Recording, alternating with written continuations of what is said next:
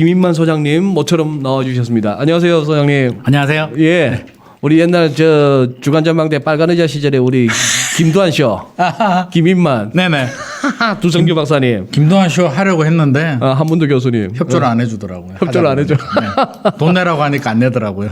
돈 내라고 하니까. 뭐 편집하고 해야 되는데. 김두한 쇼 하자 했더니. 네네. 처음에는 좋다고 하다가 예. 돈 내게 하니까 표정이 변했습니다. 내가 소장님 모시려고 이번에는 한 며칠 동안 유튜브로 막 뒤져봤어요. 네네. 부동산 관련해서만. 아, 네. 뭐 그분들은 안 보이더만요. 작년까지만 해도 그렇게 조회수 올리던 폭락론자들, 지극히 이렇게 막 폭락 갖다 강조하던 분들의 채널은 거의 뭐 안 보이고. 네네. 그럼에도 불구하고 여전히 나뉘어요. 아, 그렇죠, 그렇죠. 네, 항상 나뉘죠. 네네. 이쪽이. 네. 오른다, 안 오른다. 맞아요. 네. 올라도 대충 오른다가 아니고 겁나게 오를 것이다 하고 그렇죠. 빠져도 뭐 살살 조정이 아니고 무슨 늘 또 뭐 좀 자극적으로. 그렇죠. 네. 우리 소장님 어느 쪽이세요? 저는 중간이라고 봐야 될 것 같아요. 급락도 아니고 폭등도 아니고 어느 정도는 조정이 될 텐데 네. 당장은 아니더라도 좀 시간이 필요하다. 시간이 필요하다. 입장이죠. 요새 저 우선 네. 현 정부 들어서 부동산 대책 몇 번 나왔습니까? 26번까지 제가 체크를 했고요. 26까지는 세셨고. 그렇죠. 그다음부터는 아마 올 초가 26번이었고요. 근데 이게 대책이란 게 굵직한 대책만 대책이냐 그냥 잘잘하게 발표하는 것도 대책이냐에 따라서 좀 차이는 있는 것 차이는 같아요. 있는데. 근데 어떻게 됐든지 간에 거의 30번 가까이 온 것 같습니다. 저는 그냥 뭐 딱히 뭐 집보로 댕길 일도 없고 네네. 그냥 저는 저 시진핑 주석이나 김현미 전 장관의 그 지론에 아주 모범적인 케이스예요. 집이란 것은 네.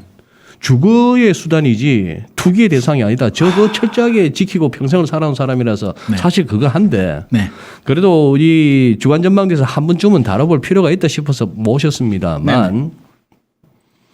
그냥 편안한 입장에서 저는 오히려 정부에서 대책 내놓을까 봐 겁나요. 나올 때마다 더 올라갔으니까. 저도 그렇습니다. 똑같은 입장이에요. 뭐가 문제죠? 정책 당국에서 이 부동산 관련 대책을 내놓으면서 집값이 올라라라는 어떤 정책 목표를 가지고 내놓지는 않았을 거 아닙니까? 저는 그건 아니라고 봐요. 일각에서 이제 유튜브 같은 거 보면 세금을 더 거두기 위해서 일부러 올리는 정책을 폈다라는 말씀을 하시는 분들도 계시는데요. 네. 저는 거기에는 동의하지 않고요. 네. 어느 정부가 집값을 올리자고 서민 주거 안정을 파괴하면서 집값을 올리자고 세금을 더 거두려고 그렇게 하는 건 아닌 것 같고요. 제가 바라볼 때는 일단 정책 이념? 첫 단추를 저는 잘못 꽂았다라고 첫 봐요. 단추를? 그렇죠. 진단이 정확해야 뭐 우리 처방전도 제대로 나오잖아요. 그렇죠. 근데 의사가 배가 아파서 온 환자한테 제대로 된 처방전, 배가 왜 아픈가 원인 분석을 해야 되는데 파스를 붙여주는 거죠. 근데 파스를 계속 붙여. 네. 그럼 피부가 상하겠죠. 그럼 또 피부약을 더 독한 걸 써. 막 그런 식으로 지금 대책이 흘러가는데 첫 진단을 왜 잘못했냐면 노무현 정부 시즌2라는 이야기가 있잖아요. 네, 예. 어떻게 보면 멤버들도 비슷하고요. 그렇죠. 김수현 전 수석도 네, 그렇고. 네. 그러다 보니까 트라우마가 있었던 것 같습니다. 트라우마. 노무현 정부 때 부동산과의 전쟁에서 패배를 했다.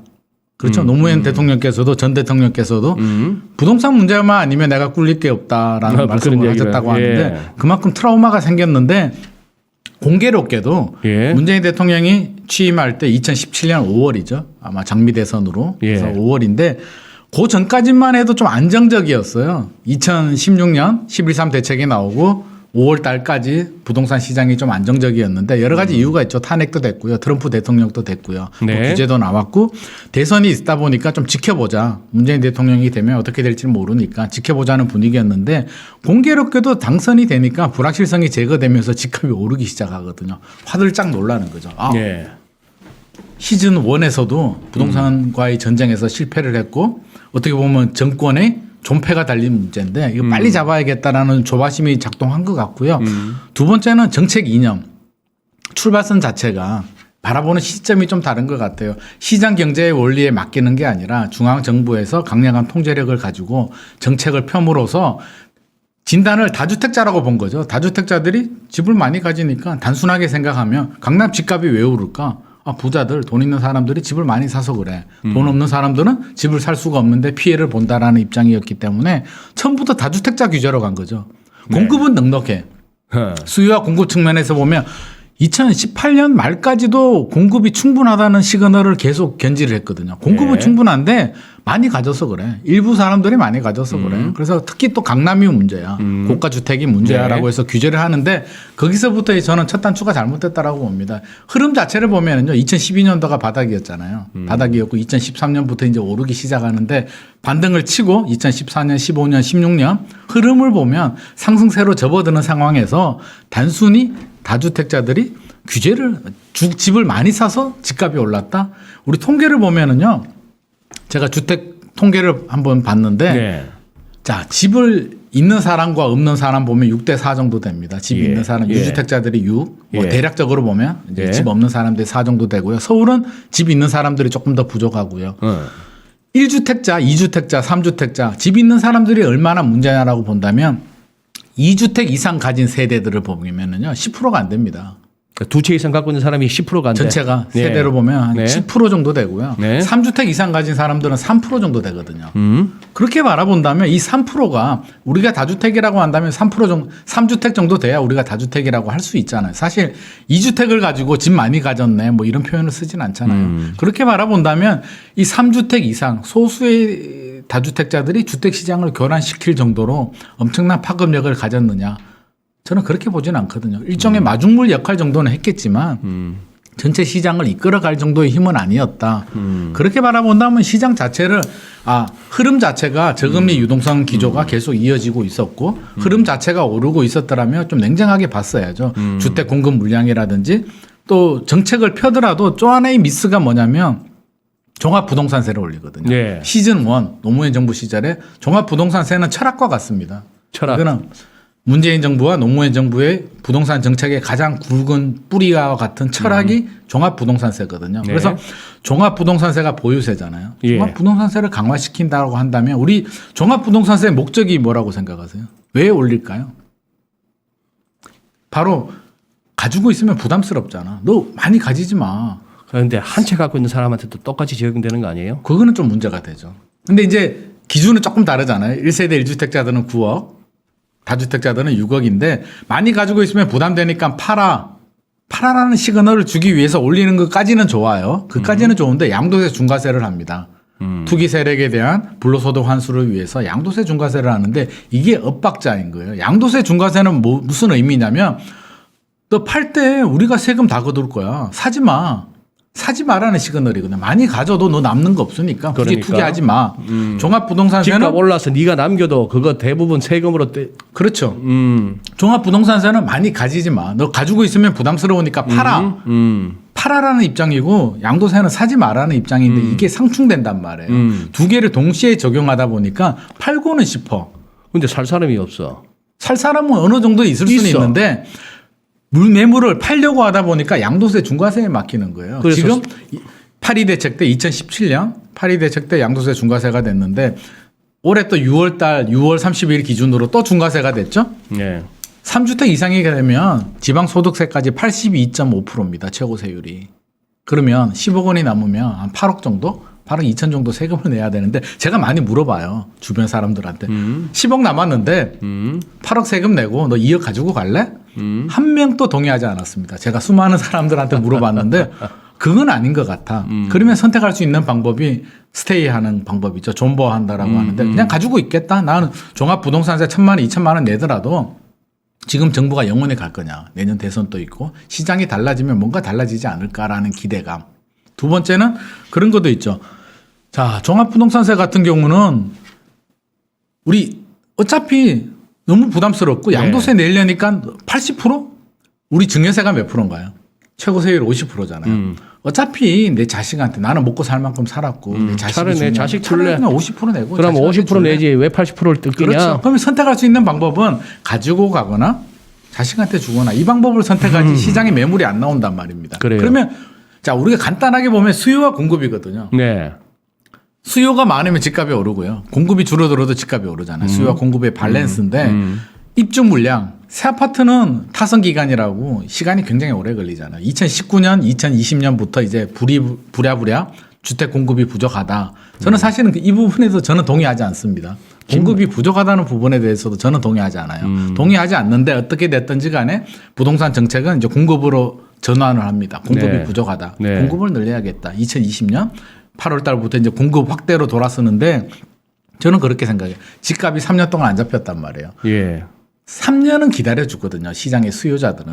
3년 이상 집값을 못 잡게 되면 뭔가 명분이 필요한데 그 명분을 저는 공급에서 찾은 것 같습니다. 정부 관계자들이. 공급 명분이 좋잖아요. 공급 빨리 공급이 안 돼. 시간이 필요해. 3년, 5년이 필요하기 때문에 우리가 열심히 계획은 쏟아붓겠지만 당장 결과가 안 나와. 기다려줘. 라는 시그널을 주기 굉장히 좋은데 당장 입주 물량이 안 나오죠. 공급은 두 종류가 있잖아요. 새 아파트가 들어가는 절대적인 공급, 입주 네. 물량이 늘어나는 것. 네. 두 번째는 다주택자들이 매물을 내주는 상대적인 공급이 있는데 정부가 절대적인 공급만 생각을 한 것 같아요. 그래서 어차피 안 나온다.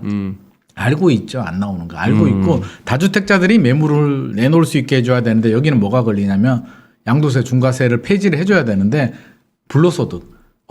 부동산과 전쟁에서 지는 거다. 투기 세력한테 규제를 풀어줌으로써 오케이. 안 된다. 그럼 공급이 막히죠. 그러면 수요인데 자 수요자들이 안 사면 되잖아요. 거래량은 줄어들었는데 왜 신고가 행진이 벌어지냐면 불안한 거예요. 예. 두려움. 예. 벼락거지라고 하잖아요. 예. 포모 현상. 피오버 미싱아웃. 나 혼자 네. 뒤떨어질 것 네. 같은 예. 불안감을 예. 작년부터 올해까지 굉장히 호소를 하고 있는데 자 젊은 세대들도 불안하고요. 기성세대들도 불안합니다. 기성세대들은 어지간하면 집을 좀 가지고 있잖아요. 가지고 있는 분들도 제법 많은데 나는 집이 있고 어느 정도 살고 있는데 내 자식을 보니까 내 자식은 벼락거지가 되고 있다는 거죠. 그러면 증여를 해주는 분들도 있겠지만 증여가 안 되는 분들은 뭔가 방법을 찾아야 되는데 지금이라도 내가 돈을 좀 도와주더라도 우리 자식 이름으로 집을 사야겠다. 해서 최근에 작년부터 올해까지 30대들 주택거래 비중이 가장 많이 늘어났거든요. 물론 능력이 되는 30대들 예. 신용대출 받고요. 저는 그런 분들까지 봤거든요. 예비 부부인데 혼인신고를 안 합니다. 그러면 양쪽에서 신용대출을 받을 수가 있죠. 그럼 한 사람 이름으로 집을 사요. 그러면 배우자는 전세로 들어가는 겁니다. 그럼 또 전세자금 대출을 받을 수가 있겠죠. 그렇게까지 레버리지를 일으켜서 연끌을 하시는 분들을 제가 많이 봤는데 굉장히 불안하다는 거죠. 지금 안 사면 안 돼.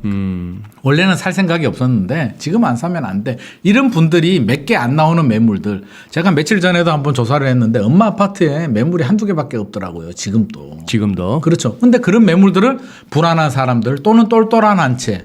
양도세, 중과세 때문에 많이 가지면 안 되잖아요. 종합부동산세도 그렇고. 그러면 네. 노무현 정부 때도 똑같은 현상이었거든요. 똘똘한 한 채. 그때는 버블 세븐에 중대형 아파트를 가지자. 지금은 서울이나 이런 좋은 지역에 한 채는 무조건 가지고 가자. 이렇게 되다 보니까 결국 매물은 안 나오게 되고요. 불안한 실수요자들 하나씩 사다 보니까 신고가 행진이 벌어지게 되고 지금까지 상황이 이렇게 이어진 것입니다. 오케이. 그래요, 소장님. 우리 시청자분들도 관련 유튜브 영상이나 등등을 통해서 부동산 많이들 이제 공부를 하셨을 테니까 제가 여쭤볼 거는 많고 그렇길래 우리 김 소장님의 이제 다른 데하고 이제 한번 비교해서 들으시라고 이제 이런 자리를 마련한 겁니다. 네네. 첫째, 이놈의 거래 절벽 하는데 네. 소위 말해서 주식시장 같은 데서는 갑자기 거래량 막대기가 훅 줄면은 이거 하락장의 징조라 그래요. 네네. 근데 제가 보기에는 이게 지금 살 수도 없고 팔 수도 없는 상황 같아요. 맞습니다. 그래서 이게 딱히 거래가 끊겼다고 해서 집값 빠지겠나 싶은 생각이 드는데 네. 제 생각이 혹시 잘못된 부분이 있습니까? 이게 잘못됐다기보다는 사실은 거래량이 줄어드는 게 바람직한 현상은 아니죠. 그러니까. 경제학적으로 거래량이 뒷받침이 되면서 상승할 때도 거래량이 뒷받침이 돼야 네. 되고 하락할 때도 거래량이 뒷받침이 그래야죠. 돼야 정상적인 상승과 하락이 하락이죠. 되는데 최근에 양상을 보게 되면 제가 통계를 보면 한 2018년까지는 거래량이 늘어났어요. 네. 늘어났는데 2019년부터는 거래량은 줄어드는데 가격은 올라간다. 예. 이게 어느 정도까지는 괜찮아요. 벌집 순환 이론 모형 이론을 보면 원래 침체기 때는요. 회복기 때는 거래량이 늘어나면서 가격이 상승하고요. 상승기 때는 거래량이 소폭 줄어듭니다. 줄어들어도 가격은 오르는데 네. 최근의 양상을 보면 그런 흐름이 아니고 아까 정책의 왜곡. 종부세와 양도세에 꽉 막혀 있다 보니까 거래량은 줄어들게 되고요. 불안한 실수요자들은 버텨줘야 되는데 일단 정부 정책의 신뢰가 굉장히 바닥에 떨어졌고요. 앞서서 부동산 정책 몇 번 나왔냐고 물어보셨는데 26번, 30번 정도면은요. 한 4년 동안 1년에 한 8번 정도 나왔고요. 두 달에 한 번보다도 더 자주 나왔죠. 그런데 그랬죠. 내용도 굉장히 많아요. 그래서 저도 자료를 찾아봐야만 굵직한 대책들은 기억을 하지만 물론 좋은 내용들도 굉장히 많은데 우리 국민들이 바라볼 때에는 우리 찻잔이 있잖아요. 물컵이 있는데 물을 이렇게 쏟아부으면 다 넘쳐버리게 되잖아요. 다 담지를 못하는데 짧은 기간에 수많은 대책들을 쏟아붓다 보니까 국민들 입장에서는 뭔가 노력은 하는 것 같은데 도대체 뭐가 나온지는 모르겠고 한 3년 기다렸는데 집값 못 잡겠고 또 정부 말이 계속 바뀝니다. 처음에는 뭐 등록하라고 했다가 임대사업자 등록하라고 했다가 또 몇 년 지나니까 아니야. 다주택자들이 문제니까 임대사업자 혜택을 폐지해야 되겠다. 처음에는 또 공급이 충분하다고 했다가 뭐 2, 3년 지나니까 또 공급이 부족하다고 했다가 말이 계속 바뀐단 말이에요. 양도세 중과세만 하더라도 2달 전이죠. 9억에서 12억까지 1세대 1주택자 양도세 중과세 그 중과세가 아니고 비과세 요건을 완화시켜 주겠다. 기준을 올려주겠다라고 했는데 2달 동안 지금 표류가 되면서 아무것도 안 되고 있습니다. 그러면 그 9억에서 12억 구간에 걸린 분들은 매매 계약을 안 하고 있어요. 네. 12억 될 때까지 기다리려고. 예. 또 공급이 또 줄어드는 거죠. 정부 정책 자체가 공급을 줄이는 정책을 지금 본의 아니게 계속 사용을 하고 있는 거거든요. 실거주 요건 강화하고 있잖아요. 원래 네. 의도는 실수요자만 살아라고 하는데 실거주 요건을 만들다 보니까 나는 서울 집에 안 살아도 돼. 근데 비과세 요건을 만들려면 서울 집에 들어가야 되니까 그게 또 살던 세입자들은 쫓겨나가야 되고요. 이런 부작용들이 계속 생기다 보니까 정책의 신뢰는 바닥에 떨어지게 되고. 지금 이런 얘기를 갖다가 묻는다처럼 설명하시는 소장님이나 네. 뭐 버럭거리지 않고 듣는 전화 그리고 뭐 큰 어떤 험한 소리 없이 이렇게 채팅방에서 이렇게 서로 토론하고 계신 우리 시청자분들이나 참 인격자들입니다. 진짜 욕 나오는데 이제 달관을 하지 않았을까. 듣다 보니까 진짜 욕이 티 나올라 하는데 그래서 굉장히 좀 그리고 답답한 상황이죠. 아까 엄마 아파트 매물이 한두 개를 하셨는데 네. 거기는 이제 좀 재건축하라 하면 안 됩니까? 왜 그렇게 안 됩니까? 그 아파트는 주민들은 재건축을 원하죠. 재건축을 그러니까. 원하는데 일단 네. 용적률이 좀 높습니다. 용적률이 200%가 넘어요. 이게 옛날에 70몇 년도인가에 한보건설에서 지었는데 좀 이게 아이러니한 부분이 있습니다. 네. 압구정 같은 경우는 부촌이에요. 처음 개발 단계부터 네. 굉장히 부촌으로 개발했고요. 반포 있잖아요. 최근에 부촌. 반포는 서민 주거 지역입니다. 개포나 반포는 뭐 옛날에 그랬죠. 좀 대충 짓는 그 5층짜리 그렇죠. 5층짜리 대충 짓는 아파트다 보니까 재건축이 잘 되는 겁니다. 안전진단도 잘 통과하고요. 층수도 낮고요. 용적률도 낮아요. 좋게 지을 필요가 없는 아파트였거든요. 근데 네. 여의도나 압구정은 고급 아파트였다. 예. 튼튼하게 잘 짓다 보니까 재건축이 안 되는 거고요. 엄마 아파트도요. 잘 짓기도 했고 용적률도 굉장히 높게 지었습니다. 네. 그래서 땅은 좋은데 지금 상태로 재건축을 하게 되면 사업성이 안 나오는 거예요. 너무 많이 찾아먹어서 사업성이 좋으려면 옛날에 별로 안 지었는데 새롭게 하면 많이 짓게 되면 일반 분양이 많이 나오게 되고 사업성이 좋아지는데 엄마 아파트 같은 경우는 사업성이 잘 안 나와요. 그러면 어떻게 해야 되느냐? 서울시에서 인센티브를 많이 줘야 돼요. 층고도 올려줘야 되고요. 용적률도 좀 인센티브를 줘야 되는데 이 부분이 이제 맞물리는 거죠. 박원순 전 서울시장 시절에도 이게 엄마 아파트 같은 경우는요 워낙 유명해요. 차라리 안 유명했으면 이름 없는 한 500세대, 1000세대 아파트였다면 재건축이 됐을 수도 있는데 이거는 대장주란 말이에요. 잠실중공 5단지 네. 엄마 아파트. 예. 엄마 아파트가 어떻게 움직이느냐에 따라서 강남 아파트가 들썩일 수도 있거든요. 예. 그러다 보니까 정부 입장에서 서울시 입장에서도 쉽게 규제를 풀어줄 수도 없고요. 굉장히 조심스러운 거예요. 이거 층고 제한 완화해 주게 되면 층고를 높여주게 되면 다른 아파트들은 엄마가 높여주는데 우리는 이게 본물처럼 번져나갈 수도 있기 때문에 굉장히 조심스럽고요. 이게 엄마 아파트 재건축 얘기가 15년 전 얘기거든요. 그러니까 엄마는 달리고 싶다. 그렇죠? 뭐 엄마는 달리고 싶다라고 해서 15년 전에도 엄마죠. 엄마가 아니고 엄마 달릴 수 있느냐 못 달리느냐 15년 전에도 그렇게 난리가 났었는데 15년이 지난 지금 또 엄마 아파트는 여전히 멈춰 있습니다. 그런데 기대감은 또 높아요. 주민들은 지금 한 28억 30억 정도 하거든요. 엄마가. 근데 네. 그렇게 생각하는 거예요. 주변에 강남 아파트들이 한 35억씩 하잖아요. 30억에서 35억. 좋은 아파트들은 40억 가는데 우리가 지금 또 28억 30억 하는데 새 아파트가 되면 우리가 얼마나 가겠느냐. 이 좋은 아파트가, 이 좋은 입지가 다른 아파트들, 주변의 새 아파트들을 훨씬 더 능가할 것이다라는 기대감이 있기 때문에 주민들이 매물을 내놓지 않고 있습니다. 그렇게 해서 지금 수십 년째 살고 계신 거 아니에요?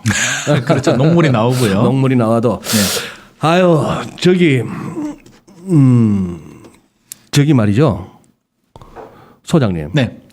그 옛날에 한때 그 잘 나갔던 일본 말입니다. 아, 네네. 동경 땅만 팔아도 뭐 미국을 다 사네. 그렇게 막 그랬죠. 시금방을 떨다가 85년도. 자빠졌잖아요. 네네. 그러고 나서 뭐 잃어버린 20년지 10년지 뭐 30년이 되는. 맞죠. 네. 근데 일본 케이스를 한번 스타디를 한번 해볼 필요가 있어. 왜 그게 그렇게 버벌이 무너졌죠? 뭐가 촉발됐죠? 일본 같은 경우도 좀 예의주시를 해야 되는데요. 저도 네. 일본에 대해서 이제 제가 유튜브를 잘 안 보는데 제가 유튜브 보는 게 딱 두 채널이 있습니다. 네. 그건 경제방송 잃어버린 20년이나 미국 대공황이라든지 그런 채널들을 좀 찾아서 보고 있고요. 네. 그다음 역사 유튜브를 제가 좀 자주 보거든요. 역사는 되풀이 되기 때문에 그렇죠. 다른 방송들은 잘 안 보는데 그 방송들은 보는데 일본 같은 경우는 굉장히 좀 재밌다고 해야 될까요? 이게 좀 우리가 반면 교사를 할 필요도 분명히 있습니다. 제가 그 유튜브를 보면서 느끼는 바는 깜짝깜짝 놀랍니다. 좀 비슷한 부분이 상당히 많아요. 뭐 우리나라도? 우리나라도. 다른 부분도 있는데요. 아니 그래 일본이 그렇게 망가된 이유가 뭐예요? 85년도 정도로 이제 우리가 거슬러 올라가죠. 예. 85년도 일본은 어마어마했잖아요. 우리나라하고 비교할 수 없을 정도로 아까 말씀하신 것처럼 도쿄 땅을 팔면 뭐 일본, 미국을 사고 일본 땅을 다 팔면 미국 뭐 4개를 살 수 있는 정도. 예. 그게 상식적으로 가능한 숫자일까요? 그냥 명목 가치만 올랐다는 거잖아요. 그게 정상이 아니잖아요. 아, 도쿄 땅을 팔아서 미국 땅을 산다는 게 있을 수 없는 얘기인데 명목 가치로는 그게 가능한 수치가 돼버렸다는 거죠. 네. 그래서 미국이 그때 일본이 세계 경제 2위 대국이었는데 미국 입장에서 바라보니까 미국은 항상 그런 게 있잖아요. 일본 좀 키워줬더만 애들이 너무 올라갔네. 이거 우리가 좀 견제를 해야겠는데? 라고 해서 미국 플라자 호텔로 부릅니다. 뭐 영국, 프랑스, 일본 해서 야 환율 좀 조정해. 그게 이제 85년 9월에 플라자 합의. 니들 너무 금방지네.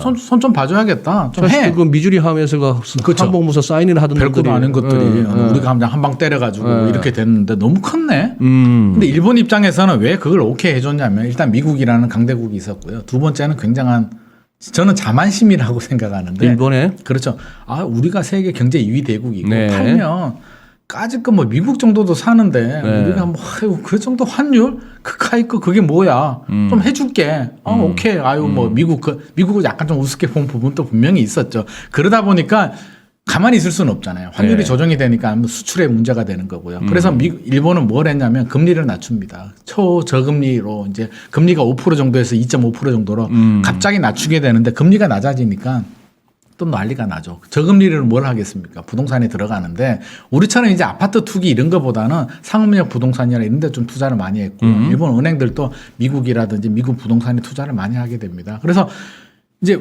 버블이 막 생기는 거죠. 막 오르고 부동산 가격 오르고 이제 명목 가치도 오르고 바람직하지 않는 게 50대 기업 그 당시에 네. 일본이 얼마나 버블이 심했냐면 50대 세계 50대 기업의 리스트를 보면 30개가 넘는 기업들이 일본이었어요. 어허. 엄청났고 그 중에 5대 기업인가 10대 기업 중에 들어가는 게 일본 은행. 제조업도 아니고요. 도요타도 아니고 일본 은행의 여러 개의 은행이 10대 기업에 들어갑니다. 네. 그게 무슨 말이냐면 얼마나 돈 장사를 잘했습니까? 이게 이게 바람직하지 않는 현상이잖아요. 명목 가치가 올라가면서. 네네. 뭐 대출 해주고 네. 땅 짓고 헤엄치게 하다 네. 보니까 은행들이 가치가 막 올라가는 거죠. 네. 주가도 올라가게 되고 여기서부터 이제 문제가 발생하는데 느끼지는 못하죠. 급등하다 보니까 일본에서는 일본 정부가 바라볼 때는 이건 뭔가 좀 잘못됐다. 좀 느끼는 거죠. 이거 잘못됐다? 금리가 우리가 너무 낮췄나? 이렇게 버블이 생기면 어떡하지? 좀 꺼트려야 되겠는데 하면서 다시 또 금리를 또 올립니다. 금리를 올리게 되고 급진적인 정책을 좀 피게 되죠. 불안하니까. 그러면서 정책의 부작용이 또 생깁니다. 그러면서 결국에는 일본도 정책의 부작용이었고요. 국민들은 또 불안하죠. 은행들도 불안하고 기업들도 불안합니다. 뭔가 이상한데? 그냥 무조건 오를 줄 알았는데 투자하면 그냥 2배 갈 줄 알았는데 뭔가 이상한 걸 느끼는 거예요. 뭔가 이상하다? 빠져나와야겠는데 라는데 그 생각을 많이 한 거죠. 모두가 같이 국민들도 동시에. 하고 기업들도 하고 그 은행들도 두려움이 하고. 갑자기 네. 되면서 급락을 하게 되는데 급락을 하면서 이제 잃어버린 20년으로 들어가게 되는데 제가 아까 대공황 이야기했잖아요. 미국도 비슷했거든요. 1929년도에 대공황이 되는데 미국도 비슷합니다. 그냥 돈 넣으면 그냥 막 오르잖아요. 그때 막 2배, 그랬죠. 3배. 그냥 아, 미쳤지 뭐. 막 이렇게 가다가 어느 순간에 잘못된 걸 깨달았을 때 모든 사람들이 모든 기업들이 한순간에 빼려고 합니다. 아, 이거 잘못됐다. 내가 먼저 발을 빼야겠다라고 하면서 순식간에 이게 무너졌거든요. 미국 같은 경우도 통제가 안 된다는 거죠. 그러면 우리나라 같은 경우도 아직까지 이게 불패 신화가 좀 있잖아요. 부동산은 절대 떨어지지 않아. 그렇죠. 최근 양상을 보면 작년하고 올해 집값이 물론 강남 아파트가 그렇게 오르지는 않았는데 강남 아파트는 2013년부터 계속 올랐고요. 외곽 지역들 있잖아요. 네. 인천, 예. 오산, 예. 뭐 동두천, 안성 뭐 이런 지역들 한 2배 정도 올랐거든요. 2배에서 3배 정도. 3번 신도시도 그렇고요. 자, 1년 만에 2배가 오른 게 과연 정상이라고 봐야 될까? 물론 그 지역들은 할 말은 있죠. 다른 지역들은 오래 올랐고 우리는 이제 올랐다라고 하는데 어떻게 됐든지 간에 한 5년 동안 2~3배는 올랐단 말이에요. 굉장히 많이 올랐고요. 저는 두려움이 없어졌는 게 가장 두렵거든요. 두려움이 없어진 거. 네. 많은 사람들이 안 떨어져.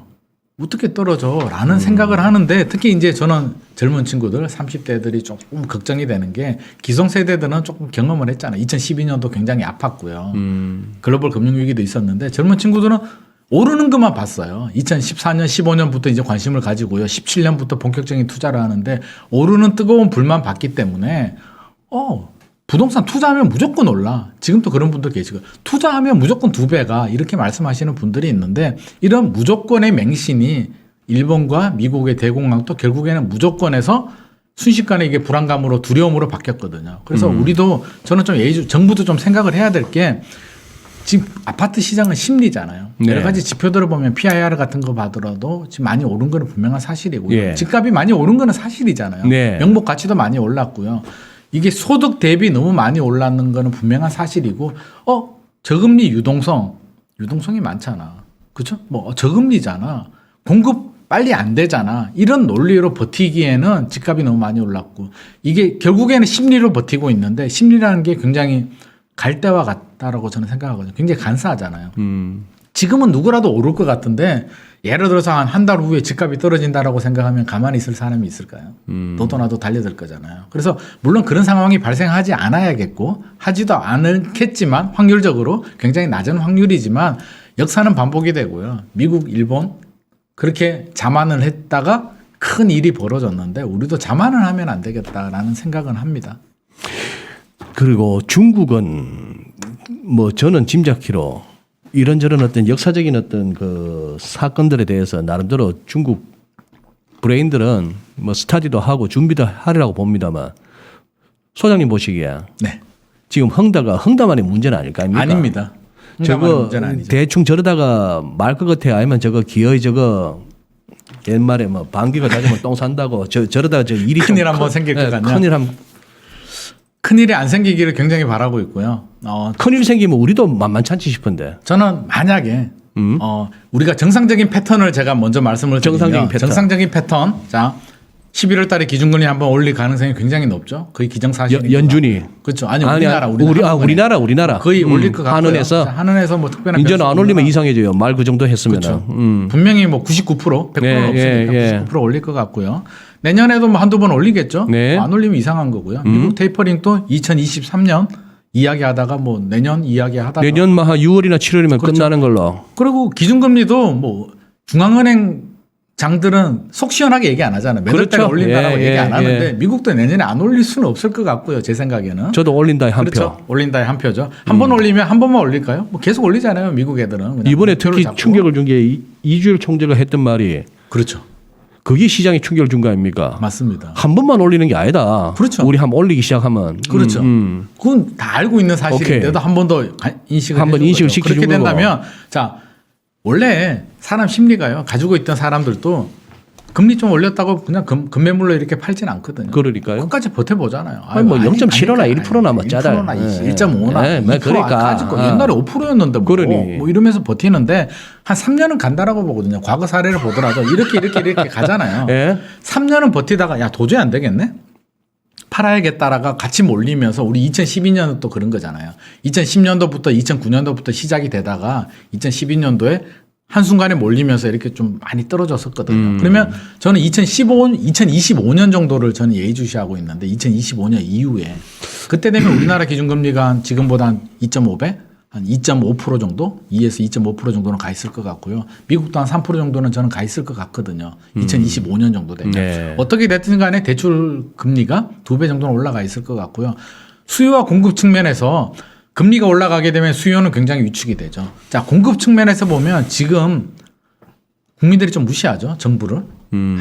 26번 정책을 내놓고 집값도 못 잡았는데 좀 바보 같아 라는 생각을 하는데 공급 계획은요. 한번 시작하면 멈출 수가 없거든요. 특히 3기 신도시. 무조건 가야 되잖아요. 가야겠죠. 안 갈 수가 없어요. 예. 3기 신도시 물량이 언제 나오냐면 아마 본청약이 2023, 4년 정도 그럼 2025년 이후에는 분양권 또는 2026, 7년 되면 이제 입주도 시작하겠죠. 2025년에서 30년 사이는 공급이 굉장히 늘어날 겁니다. 공급 과잉 현상이 저는 발생하리라고 봐요. 안 될 수가 없습니다. 그러면 공급은 늘어나고 수요는 굉장히 부담을 느낀다라면 그때 되면 저는 하락으로 이거는 내년에 어느 쪽이 집권하든 이거는 가야 되는. 저는 집권은 중요하지 않다라고. 누가 되더라도 야당이 되든 여당이 되든 갑자기 규제를 풀어줄 수 있을까요? 지금 같은 경우 이게 일반적인 케이스. 일반적인 케이스고요. 제가 좀 걱정되는 부분은 아까 말씀하신 것처럼 만약에 예상치 못한 우리가 급락했을 때에는 두 가지 경우가 있었잖아요. IMF 경제 위기와 2008년도 금융위기. 네. 이번에 문제가 생기면은 저는 중국이 아닐까 싶은 생각은 들어요. 저 굉장히 좀 불안한데 네. 왜 불안하냐면 아까 흥다 말씀하셨는데 뭐 흥다만의 문제라면 솔직히 뭐 별거 아니죠. 중국의 그런 기업이 한두 개야 그냥 그렇게 생각하는데 중국 같은 경우는 저는 두 가지 관점에서 좀 바라보고 있는데요. 하나는 약간 정치적인 관점. 우리 시진핑 주석이 우리 시형이 그래 뭐 사연임에 대한 독재에 대한 사연임까지도 뭐 이야기 나오고 있고 좀 욕심이 생긴단 말이야. 그러다 보면 뭘 해야 될까요? 결국에는 강한 중국 뭔가를 보여줘야 되는데 지금 그 오커스도 그렇고요. 미국하고 중국이 좀 강하게 나가려면 결국 미국하고도 부딪혀야 되거든요. 과거 일본은 그 정도까지는 안 부딪혀도 밟혔는데 미국과 중국이 지금 힘의 대립을 하고 있는 상황에서 중국은 수출로 먹고 사는 나라잖아요. 네. 굉장히 저렴한 인건비를 가지고 세계의 공장 역할을 하면서 수출을 해서 경제 성장을 하는데 여기서 미국하고 대립을 하게 되고요. 호주, 영국 뭐 이렇게 해상 봉쇄를 해서 이렇게 대립을 하게 되면 아무래도 수출에 영향을 받을 수밖에 없고요.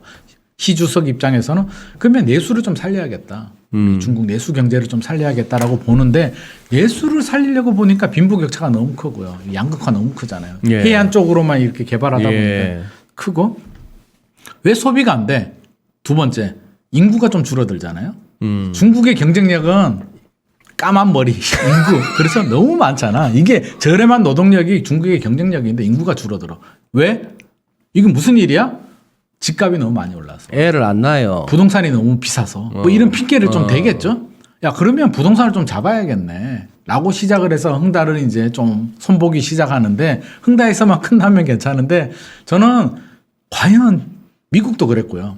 대공황도 미국 정부가 통제를 못했거든요. 일본 잃어버린 20년 일본 정부가 그렇게 노력을 했는데 세계 경제 2위 대국이 노력을 했는데도 결국에는 통제를 벗어나 버렸는데 중국 같은 경우도 과연 지금 부동산을 건드리고 있는데 중국이 뭐 세계 공장 역할을 제가 했다라고 말씀을 드렸는데 그 배경에는 부동산도 있거든요. 부동산 개발을 통해서 경제 성장을 했단 말이에요. 중국은 왜 지방 뭐 성들 있잖아요. 네. 뭐 그런 구조라고 하더라고요. 네. 자, 부동산 우리 지금 대장동이 핫 이슈긴 하지만 중국도 이렇게 개발하면 부동산에 대한 막대한 개발 이익이 나오면 그 돈을 가지고 중국은 해외 공장들 유치를 하잖아요. 그런 돈을 부동산 개발을 통해서 번 돈으로 인센티브를 많이 줬다라고 하더라고요. 그러면서 중국 경제 이게 부흥을 시키고 실적이 좋은 성주나 뭐 이렇게 우리나라로 따지면 시장들 그러면 승진해서 다른 더 좋은 데로 갈 수 있는 기회를 줬다라고 합니다. 그러다 보니까 부동산 개발을 굉장히 많이 했고요. 지금 미분양만 뭐 지금 뉴스 나오는 거 보면 우리 스케일이 대륙의 스케일이 뭐 우리는 뭐 미분양 10만 채 나오면 난리가 나는데 거기는 뭐 3천만 뭐 5천만 얘기하고 있는데 자 그런 상황인데 어떻게 됐든가 부동산을 손보자라고 하는데 여기서 잘 마무리가 되면 괜찮은데 그냥 손만 보고요. 그냥 연착륙 정도 시키고 설마 흥다가 파산되겠어? 그냥 금만 주고 그냥 자연스럽게 흥다 정도 도태시켜주면 뭐 무난하게 흘러갈 수는 있는데 저는 걱정되는 게 자 우리나라로 2번 경제 위기 극복했잖아요. 네. 미국 같은 경우는 수많은 뭐 전쟁도 많이 했고요. 네. 뭐 대공황도 겪었고 네. 1차 대전, 2차 대전, 뭐 베트남, 뭐 한국전, 뭐 수많은 전쟁, 지금까지도 최근에도 전쟁을 하고 있죠. 경제 위험 컨트롤 능력이 되는데 저는 약간 불안한 게 중국이 위기다운 위기를 언제 겪어봤을까? 특히 시장 경제 도입 이후 한 번도 없었지 않나요? 한 번도 없었거든요. 시장 경제 도입하고요.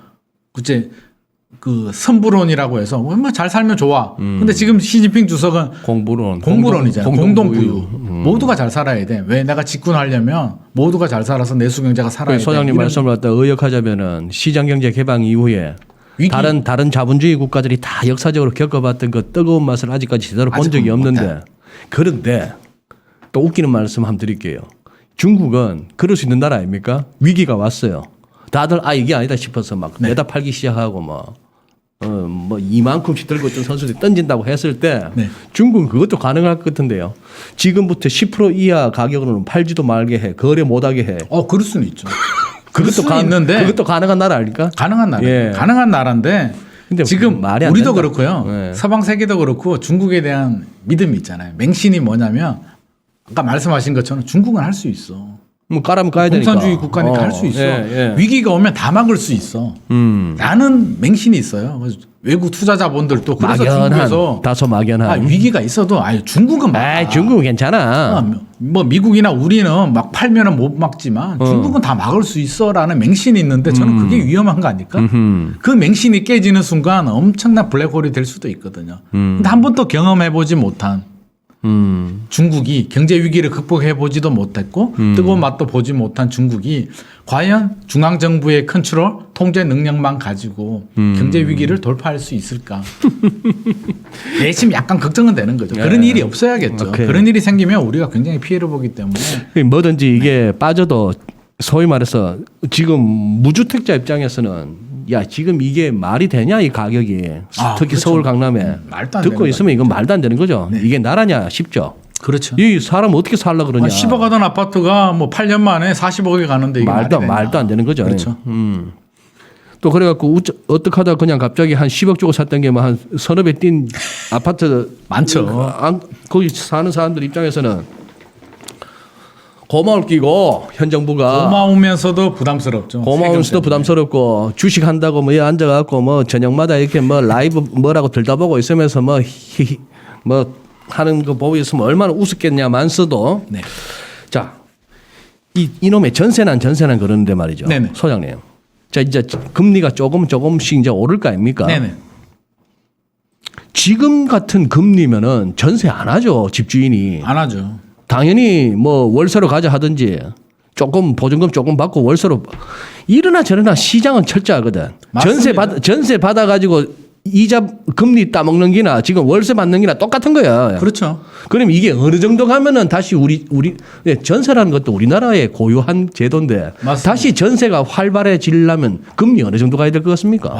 어렵죠. 전세가 활발해진다. 전세가 그러려면은 활발해지려면 한 4~5% 가야 됩니까? 4% 가면 해볼 만하죠. 4% 가면 은행에 넣을 만하죠. 넣을 만하는데 이게 전세가 좀 굉장히 재밌는 제도잖아요. 이게 그러니까 예.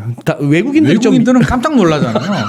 뭐 2번 놀란다고 하더라고요. 첫 번째는 자 얼굴도 보지도 못하고 사실 전세가 임대차 계약이잖아요. 임대차 계약은 채권이잖아요. 물건도 아니고 전세권하고 전세는 다르잖아요. 건저당을 잡는 것도 아니고 전세권을 잡는 것도 아니고 사람과 사람이 그냥 계약을 해서 채권 계약을 하고 임대차 계약을 맺은 다음에 몇억 원이나 되는 돈은 내 전 재산이나 되는 돈을 생전 보지도 못하는 집주인이라는 사람한테 맡겨둔단 말이에요. 네. 외국인들은 깜짝 놀란다고 합니다. 네. 이게 뭐지? 예. 불안해서 잠이 오나? 한국 사람들이 이상하네 한국. 근데 살아보니까 너무 좋다는 거예요. 원금 보장이 어느 정도 되잖아요. 그 뭐 전세금 떼이는 경우들도 있지만 아파트 같은 경우는 굉장히 좀 안전한 상품이기도 하고 우리나라는 전세에 대한 믿음 뭐 전세금 떼인다라고 생각하지는 않잖아요. 임대차 않죠. 보호법도 예, 있고. 임대차 보호법도 예. 취득세도 안 내고요. 예. 보유세도 안 내고요. 우리나라는 굉장히 관대하잖아요. 외국 같은 경우는 못질을 또 마음대로 못 하잖아요. 집에 못질하면 큰일 나잖아요. 계약서에 다 적어야 되고. 캐나다 같은 경우 앞마당 또 의무적으로 쓸어야 되고 눈 오면 다 쓸어야 되고 굉장히 타이트한데 우리나라는 굉장히 느슨하단 말이에요. 생활 기스 좀 놔도 되고 2년 동안 내 집이고 집값의 절반 정도만 줘도 되고 너무 좋은 제도다.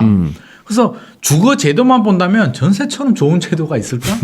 그렇죠? 집값 절반만 주고 살아도 되잖아. 집을 살 필요가 없어. 근데 이제 요새는 전세 구하기가 너무 어려우니. 전세 물량도 안 나오고요. 전세의 단점은 인플레이션 방어가 안 되는 거죠. 그렇죠. 물가가 떨어지는데 물가는 떨어지고 화폐 가치 물가는 물가는 오르고 오르고 화폐 가치가 떨어지는데 인플레이션 방어가 안 되니까 10억 원 전세가 그대로 전세 살면 화폐 가치는 뭐 7억 8억까지 떨어지는데 집 하나 사두면 15억 20억 가니까 인플레이션 방어가 안 된다. 그게 유일한 단점이긴 하죠. 그래서 전세만 살다 보면은 그렇죠. 그래서 집을 사야죠. 우리나라에서는 네. 사게 되고 전세 살면은 좀 불리하다. 제일 나쁜 집주인이 전세금 안 올리는 집주인이다. 그런 아이러니한 말도 있잖아요. 안 올리면 너무 편하게 살다가 10년 후에 이제 주인이 바뀌었어.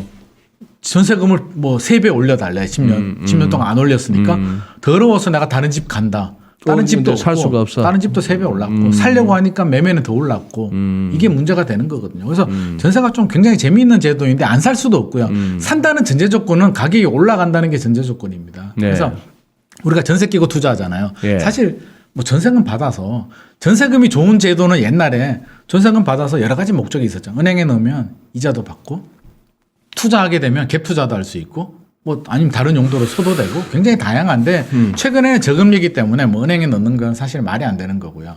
전세금 받아서 이제 갭 투자하는 거 뭐 그게 이제 유일한 방법이긴 한데 갭 투자도 요즘 규제 때문에 굉장히 막혔잖아요. 그래서 집주인 입장에서는 반전세가 좀 굉장히 좋긴 하죠. 반전세가 굉장히 좋은데 세입자 입장에서는 굉장히 부담스럽고요. 최근에 정부가 전세자금 대출 규제를 하려다가 안 한다라고 했잖아요. 만약에 했다면 전세 대출을 막아버렸다라면 저는 반전세가 엄청나게 활성화됐다라고 보거든요. 못 올리잖아요. 자, 세입자들도 알아요. 왜 전세금이 많이 올랐냐면 MB정부 때죠. 뭐 전세자금 대출이 생기니까. 그러니까. 제가 집주인이면 한 2억 올려줘. 돈 없는데요. 대출 받으면 대출 되잖아. 받아. 내가 오케이 해줄게. 아, 그러네.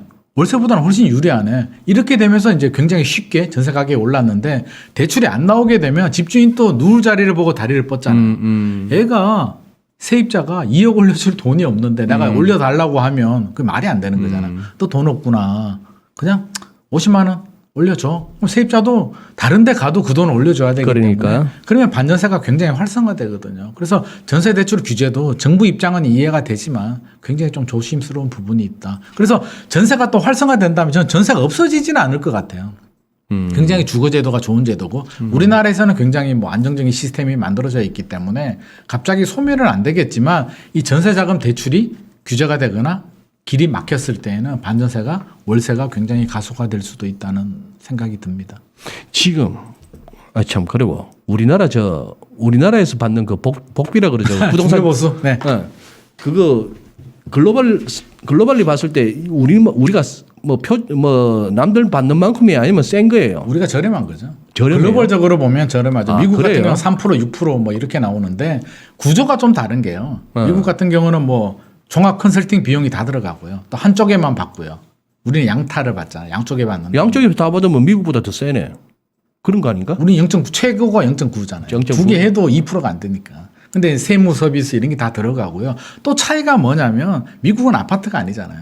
우리나라는 아파트 단지에 중개업소가 몇 개 있으면 집 보여주고 이렇게 되는데 미국은 거리도 멀고요. 뭐 이 보여주려면 뭐 차 타고 멀리도 가야 되고 작업도 해야 되고 굉장히 좀 시스템 자체가 좀 다르기 때문에 대형 중개법인들이 하고 그렇기 때문에 단순 비교할 수는 없는데 우리나라에서는 사실 높은 건 아니에요. 객관적으로 보면 높은 건 아닌데 우리 국민들은 좀 굉장히 높다고 생각을 하죠. 왜냐하면 저는 그런 생각은 들어요. 서비스페이 개념이 조금 약하잖아요. 우리나라가.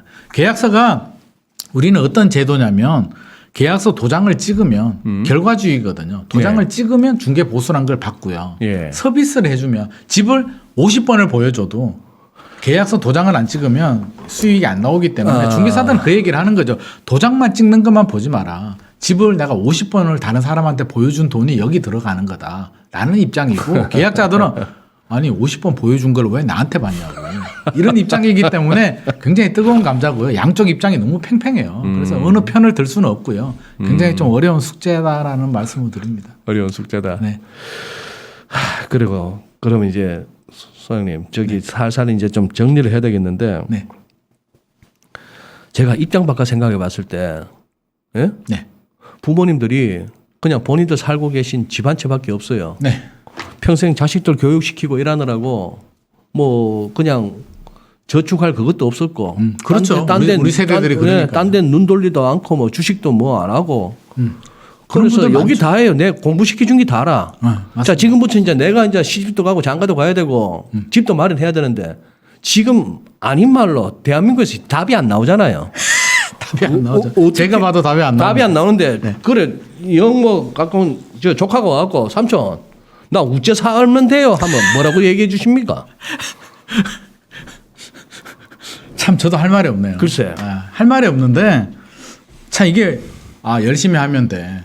이런 원론적인 얘기는 짜증나요 그거는. 이거는 열심히 뭐- 나 이때까지 열심히 살았어. 젊은 친구들이 열심히 안 사냐고요. 솔직히 보면 저희 애들도 있고 요즘 조카들도 보면 저희 때보다 훨씬 열심히 살잖아요. 맞아요. 더 많이 하고 예. 내가 저렇게 공부했으면 나 서울대 갔을 텐데 저는 이런 생각 하거든요. 그래서 저는 공부하라는 말을 못 하겠더라고요. 열심히 살아라는 말도 못 하겠어요. 알바도 하고 애들이 얼마나 열심히 사는데 젊은 친구들이. 그래서 그런 도 닦는 얘기는 전혀 도움이 될 것 같지는 않고요. 사실 좀 저는 기성세대로서 좀 미안함을 굉장히 많이 느끼고 있습니다.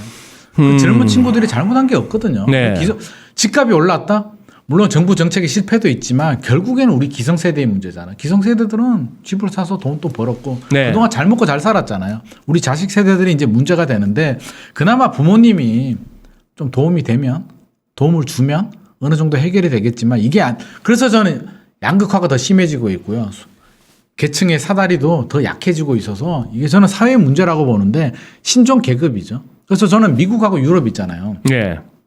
미국 유럽 보면 왜 의사들이나 뭐 이런 사람들이 공부 잘해가지고 돈 많이 벌고 막 성공하고 막 이런 구조는 잘 아니잖아요. 예. 나름대로 눈에 보이지 않는 계급들이 있잖아요. 우리도 이제 그런 식으로 가지 않을까. 저는 그렇게 생각해요. 우리가 신생국가잖아요. 6.25 전쟁 끝나고 우리가 반만년 역사라고 하는데 그거는 개나 줘버리고 6.25 전쟁 끝나고 이제 70년? 우리는 미국보다 역사가 짧잖아요. 미국은 200년이라고 하는데 저는 70년 된 신생국가 바닥에서 시작해서 전쟁 끝나고 미국 원조 받고 어떻게 해가지고 경제 개발하고 토지 개발해서 우리나라가 그동안 잘 살아왔는데 그 계층의 사다리가 이제 거의 한계에 도달했다.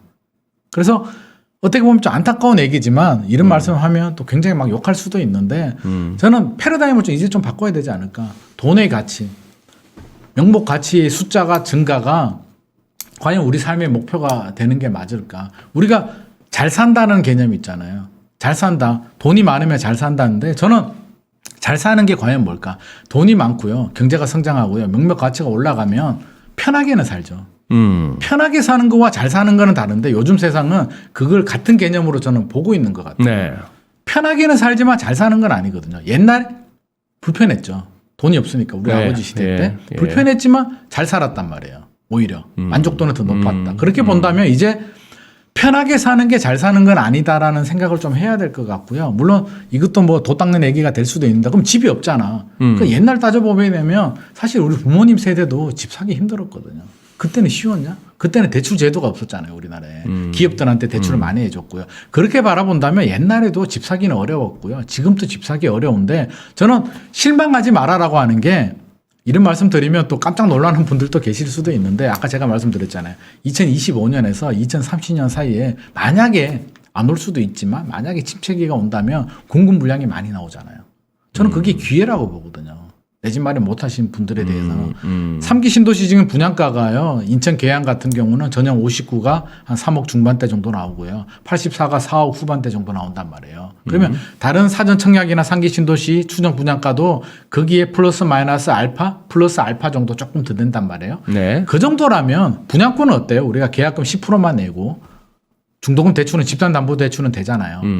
어떻게 됐든 간에 분양권 하나 잡으면 계약금 10%는 그 정도는 어떻게든 노력을 해야겠죠. 한다면 내 집 마련의 기회 저는 있다라고 보고요.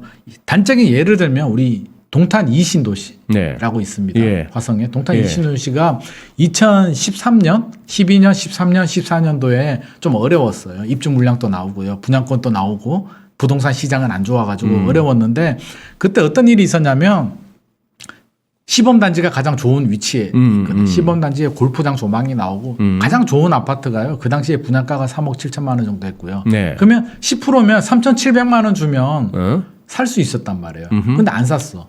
두려워가지고. 더 떨어질 것 같은 두려움. 지금 굉장히 많이 오르긴 했는데 자, 우리 3기 신도시 2025년에서 2030년 사이에 분양가 5억? 4억, 5억. 동탄 이 신도시가 3억 7천 했잖아요. 지금 5억, 6억 해도 10년 동안 2배 정도 오른 거는 우리 인플레이션 생각해 보면 엄청나게 오른 건 아니거든요. 그렇게 바라본다면 자, 계약금 10% 정도 가지고 플러스 알파 좀 준비를 하고 있다면 만약에 그런 상황이 되면 우리 속된 말로 쫄지 말고 실수요자들은 아까 말씀하셨잖아요. 거주해야 되잖아. 우리가 투기하자는 게 아니잖아요. 그러니까요. 저는 내 집 마련할 수 있는 기회 분명히 온다. 지금 아니면 죽을 것 같이 힘들지만 절대 그렇지 않다. 역사는 반복이 된다. 분명히 기회는 오고요. 내 집 마련할 수 있기 때문에 저는 제발 두려움 있잖아요. 지금 아니면 죽을 것 같은 두려움은 이제는 조금 내려놨으면 좋겠다. 다행히 최근에 분위기가 약간 변곡점의 느낌이 좀 나긴 해요. 추석 전후가 좀 달라졌거든요. 그래서 제가 단적인 예를 하나 들면 네. 추석 전에는 어떤 일이 있었냐면요. 일시적 2주택이라고 있잖아요. 양도세. 네. 그러면 기존 집이 있으면 새로운 집을 살면 뭐 3년, 2년, 1년 기간마다 다르지만 내에 팔면 비과세 혜택을 준단 말이에요. 그러면 절세가 굉장히 중요한데 상반기까지만 하더라도요. 일시적 2주택 대상이 되는 분들도 더 오를 것 같은 기대감에 일단 기다려보자. 절세보다 더 많이 오를 거야. 얼마나 오를지 모르니까 나는 절세보다는 일단 스테이 더 가지고 갈 거야. 더 오를 것 같고요. 이런 생각이었는데 최근에는요. 일시적 2주택 해당되는 분들이 올라도 2배, 3배 이렇게는 안 오를 텐데 지금 양도세나 여러 가지 생각해 보면 뭐 폭락하거나 떨어지지는 않겠지만 당장 1억, 2억 올랐는 거 가지고 내가 돈을 많이 벌었다고 할 수 있을까? 이 정도면 됐어. 그냥 절세 좀 비과세로 팔아야겠어. 이렇게 말씀하시는 분들이 늘어나고 있는 거로 봐서 미묘한 변화는 있다. 이 미묘한 변화가 지금은 하나의 삭이 돋아났지만 나뭇가지는 아니겠지만 금리 인상도 몇 번 되고요. 미국도 네. 테이퍼링이 되고 네. 뭐 여러 가지 상황이 되면 이 싹이 나무가 되고 하면 결국에는 부동산 시장도 영원히 오르지는 못할 것이다. 폭락하는 건 아니겠지만 그래서 너무 두려워하지 마시고요. 나 혼자 벼락거지 됐다라고 두려워하지 마시고 실제로 통계를 보면 아까 제가 말씀하셨잖아요. 3주택자 이상은 3%, 7%, 3%거든요. 그렇게 바라본다면 그런 느낌. 나 혼자만 뒤떨어지고 거지된 느낌이고요. 나머지는 다 잘 사는 것 같은데 실제로 우리가 3주택 정도 이상이 돼야 투자 많이 해가지고 내가 돈 많이 벌었다고 하지 집 하나 있는 사람이 오르면 그거는 본전치기 한 거잖아요. 인정하게 따지면 인플레이션 방어했기 때문에 침묵하는 다수가 많다는 생각은 반드시 좀 하셔야 될 것 같습니다. 마지막에 또 소장님 말씀 듣다 보니까 그 우리 살면서 사람이 제일 힘든 게 그 비교한 데서 오는 그럼요. 그건데 네. 엄친아라고 하잖아요. 왜 엄마 친구 아들은 다 잘날까? 엄마 친구 아들은 전교 1등 하는 엄마만 이야기를 하거든요. 전교 1등은 한 명밖에 없는데 이야기 들어보면 엄마 친구 아들은 다 공부 잘하거든요. 그러니까 근데 현실은 그렇지가 않단 말이죠. 제가 SNS를 안 하는 이유 중에 하나가 네. 카톡 말고는 안 하는데 네. 페이스북 같은 게 이런 거 보니까 그렇죠. 이게 하면 할수록 짜증나는 게 비교가 이 전부 지 자랑하는 것만 올려요. 지 슬프고 뭐 외롭고 이런 건 안 올리고 안 하죠. 어쩌다가 한번 뭐 외식 가면은 인증샷 올리고 여행 한번 갔다 싶으면 막 몇 장씩 맞습니다. 올리고 저도 SNS 안 하는데 그 말씀을 하시니까 제가 한 말씀 하면 한 몇 년 전인가요? 호텔에서 밥 먹은 적이 있었어요. 어떤 자리가 있어서 어떤 분이 대접을 네. 해주는데 네. 굉장히 비싼 호텔이었죠. 그래서 네. 1인분이 한 2, 30만 원 한 것 같아요. 그래서 네. 먹는데 뒤편에서 이제 어떤 다른 분이 예. 젊은 뭐 여자분인지 남자분인지 기억이 가물가물한데 이제 어쩌다 왔겠죠. 예. 그래서 요리 하나 시키고 짜장면 예. 하나 예. 시키고 뭐 비싼 요리는 아니에요. 사진을 엄청 찍는 거예요. 그러면 그 SNS를 보는 사람은 야, 저 고급 호텔에 가서 저 사람은 맨날 밥 먹는구나. 나는 집에서 라면 먹는데 이런 생각이 드는데 그분도 진짜 어쩌다가 한번 와서 그렇게 먹는다는 거죠. 그래서 너무 그렇게 남과 비교는 하지 않았으면 좋을 것 같습니다. 알겠습니다. 오늘 그래도 저는 우리 김인만 소장님하고 얘기하다 보면은 일단 우리 소장님이 그 진솔한 어떤 그 대화가 너무 재밌고 또 그래요. 그렇다고 해서 아까 그 3천 어떻게 하면 돼요 하는 거기다 대놓고 비트코인 해 하라고는 안 하실 거죠? 아, 저는 그런 건 좀 반대하는 거예요. 개인적으로. 알겠습니다. 왜냐하면 내가 컨트롤할 수 없기 때문에 저는 투자를 하더라도 내가 제어하고 컨트롤할 수 있는 걸 하라고 해요. 근데 코인은 솔직히 컨트롤 안 되잖아요. 그냥 운이기 때문에 물론 컨트롤하시는 분들이 있을 수도 있겠지만 운칠복사. 네, 저는 그걸 저 개인적으로는 컨트롤 못 하겠더라고요. 그래요. 알겠습니다. 아유 이거 참 주식도 보면은 갖고 있는 사람은 언론만 좋다 그러고 이것 좀 언제 한번 좀 싸게 사보나 싶은 사람은 좀 빠져라 이렇게 하는데 맞습니다. 이 부동산도 딱 그거 아니에요. 맞습니다. 그런 상황이니까 이런 거는 항상 토론을 하다 보면은 뭐 조심스러울 수밖에 없는데 오늘도 소장님 뭐 다 이렇게 여쭙지는 못했습니다만 또 다음 기회에 또 여쭙도록 하겠습니다. 고맙습니다. 네. 예.